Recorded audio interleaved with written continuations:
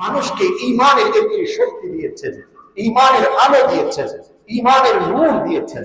আর ঈমানের নূরের মাধ্যমে একজন ব্যক্তি প্রকৃত রবকে, সেই পরিচয়টুকু একজন ব্যক্তি যে জানতে পেরেছেন, আল্লাহর পরিচয় নিজে ধারণ করতে পেরেছেন। ঠিক এই জায়গাতে মানুষ যদি কখনো বিপদের সম্মুখীন হয়, কোন শত্রুর সম্মুখীন হয়, এখানে আল্লাহ পাক আসমান থেকে যে ফেরেশতার প্রটোকল রেখেছেন, অবশ্যই এদেরকে দিয়ে আল্লাহ নিজ জায়গা থেকে সহযোগিতা করবেন।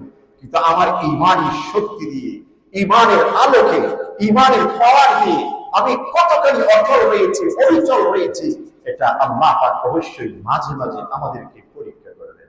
আল্লাহ বলছেন, ওয়ালা নাবলুওয়ান্নাকুম হাত্তা না'লামাল মুজাহিদিন মিনকুম ওয়াস-সাবিরিন ওয়া নাবলুওয়া আখবারাকুম।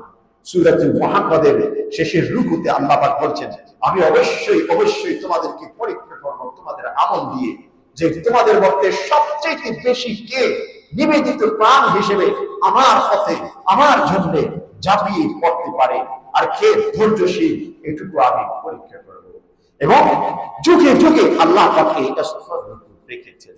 রাসূল করিম সাল্লাল্লাহু আলাইহি ওয়াসাল্লাম এজন্য হাদিসে ইরশাদ করছেন, মান সাআলা আল্লাহ আশ-শাহাদা, যে ব্যক্তি আল্লাহর কাছে শাহাদাতের তামান্না, শাহাদাতের আকাঙ্ক্ষা পেশ করবে, বিশ্ববিদ্যালয় অন্তর থেকে একনিষ্ঠতার সাথে, বাল্লাগাহুল্লাহু মিনাজিলাশ শুহাদা, আল্লাহ পাক সেই ব্যক্তিকে শহীদদের মর্যাদা পর্যন্ত পৌঁছিয়ে দিবেন।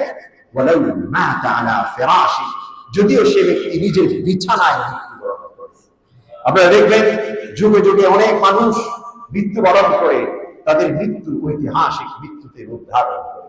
এটার পিছনে কারণ নীতি নৈতিকতার জন্য, সত্যকে প্রতিষ্ঠা করার জন্য, মিথ্যাকে বাতিলকে প্রতিহত করার জন্য যারা অকুত ভয় যে নিজেকে নিবেদিত প্রাণ হিসেবে সঁপে দিতে পারে, তাদের মৃত্যু কিন্তু সাধারণ হয় না। আল্লাহ পাক তাদের মৃত্যুকে সেভাবে মর্যাদা দিয়েছেন শাহাদাতের মৃত্যু হিসেবে। এই জন্যই যে মানুষের শাহাদাতের বিভিন্ন স্তর রয়েছে, যে রোগে আক্রান্ত হয়ে কোনো ব্যক্তি যদি ক্যান্সারে আক্রান্ত হয়ে মৃত্যুবরণ করে, আল্লাহ পাক তাকেও কিন্তু শাহাদাতের মর্যাদা দান করবেন।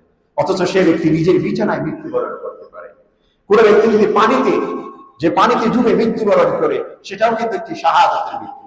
আগুনে পড়ে মৃত্যু, শাহাদাতের মৃত্যু। কোনো জায়গা থেকে অ্যাক্সিডেন্টালি যদি পরে মৃত্যুবরণ করে, পাহাড় থেকে, কোনো বিল্ডিং থেকে, সেটাও কিন্তু শাহাদাতের মৃত্যু। চোর ডাকাতের আক্রমণে কোন ব্যক্তি যদি মৃত্যুবরণ করে, শাহাদাতের মৃত্যু। কোন সন্ত্রাসীদের আঘাতে, আক্রমণে, গুলিতে কেউ যদি মৃত্যুবরণ করে, শাহাদাতের মৃত্যু। যদি তার অন্তরে ঈমান থাকে, কেউ যদি সত্যের জন্য লড়াই করতে যদি মৃত্যুবরণ করে, সেটা অবশ্যই শাহাদাতের মৃত্যু। শ্রদ্ধেয় মুসলমান হাজার, আজকে বাংলাদেশের মাটিতে প্রতিটি মানুষের হৃদয়ে, প্রতিটি মানুষের অন্তরে একটি আবেগ, অনুভূতি কাজ করছে। এটা হচ্ছে সত্যের পক্ষে এবং মিথ্যার বিপক্ষে, ন্যায়ের পক্ষে এবং অন্যায়ের বিপক্ষে। যে কে আমার বন্ধু, কে আমার শত্রু, এইটুকু চিহ্নিত করার বিষয়। যারা শত্রুকে চিনতে পারে, তারা অবশ্যই কখনো বিপদগামী হয় না। আর যখন কোনো ব্যক্তি শত্রু চিনতে ভুল করে, তখন সেই ব্যক্তি বিভ্রান্তিতে পড়ে যায়। আল্লাহ পাক কোরআন কারীমে শত্রু কারা এটা স্পষ্টভাবে চিহ্নিত করে দিয়েছেন। লাতাজিদান্না আশাদ্দান নাস আদাওয়াতান লিল্লাযীনা আমানুল ইয়াহুদ,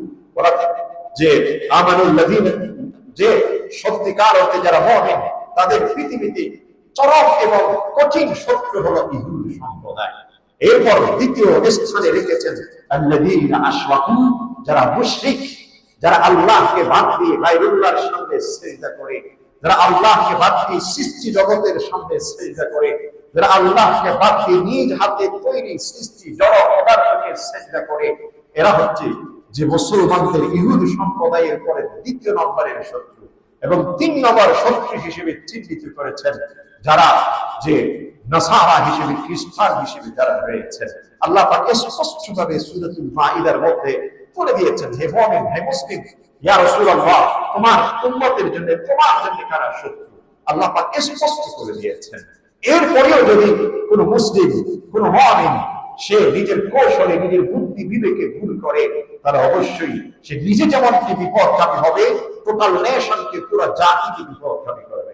এজন্য প্রতিটি মানুষের সচেতন হওয়া প্রয়োজন যে আমার শত্রুকে, আমার মিত্রকে আমার বন্ধুকে, আমার দুশ্মনকে, এই দুটো যদি কোনো ব্যক্তি নিরূপণ করতে পারে, তাহলে সেই ব্যক্তির পক্ষে সহজভাবে জীবন যাপন অত্যন্ত সহজ হয়। রোগ নিরূপণ হচ্ছে আগে। কোন ব্যক্তি যদি রোগ নিরূপণ করতে না পারে, সেটা যেমন চিকিৎসা করা কঠিন হয়ে যায়, ঠিক তেমনি ভাবে শত্রু মিত্র যদি চিহ্নিত করতে না পারে, জীবন যাপন মানুষের জন্য অত্যন্ত কঠিন হয়ে যায়।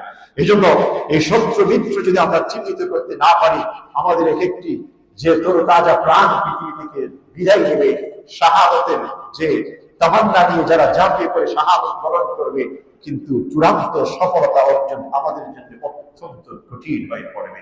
তবে হে, যে কি হবে, কি পারবো, কি না হবে, সেটা বড় কিছু নয়।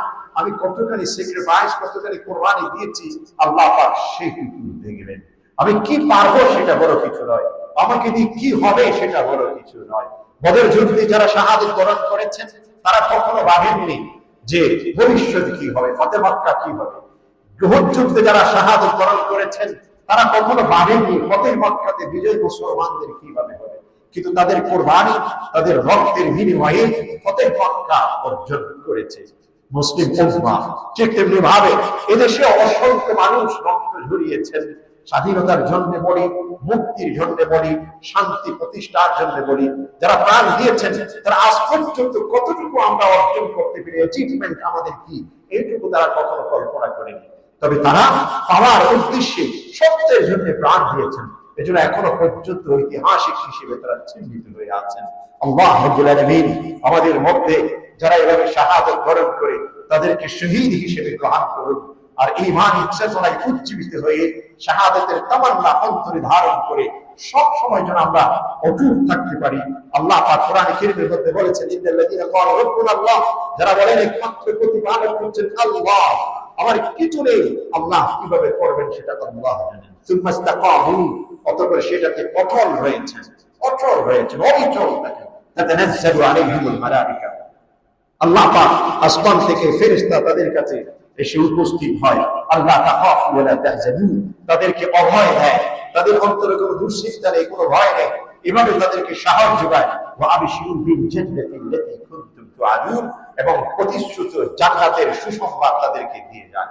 এজন্য আমরা যদি সত্যিকার অর্থে জান্নাতি মেহমান হতে চাই, এমন তামান্না, এমন উদ্যোগ, এমন প্রত্যয় আমাদের অন্তরে থাকতে হবে। আল্লাহ রাব্বুল আলামিন আমাদের সকলকে সেই শক্তিশালী ঈমানি নূর নসিব করুন, এবং সেই আলোকে ইহজগৎ পরজগৎ উভয় জগতের সার্বিক সফলতা অর্জন করে ধন্য হওয়ার তৌফিক নসিব করুন। আমিন ইয়া রাব্বাল আলামিন। ওয়া আখির দাওয়ানা আলহামদুলিল্লাহি রাব্বিল আলামিন। ওয়াসসালামু আলাইকুম ওয়া রাহমাতুল্লাহ।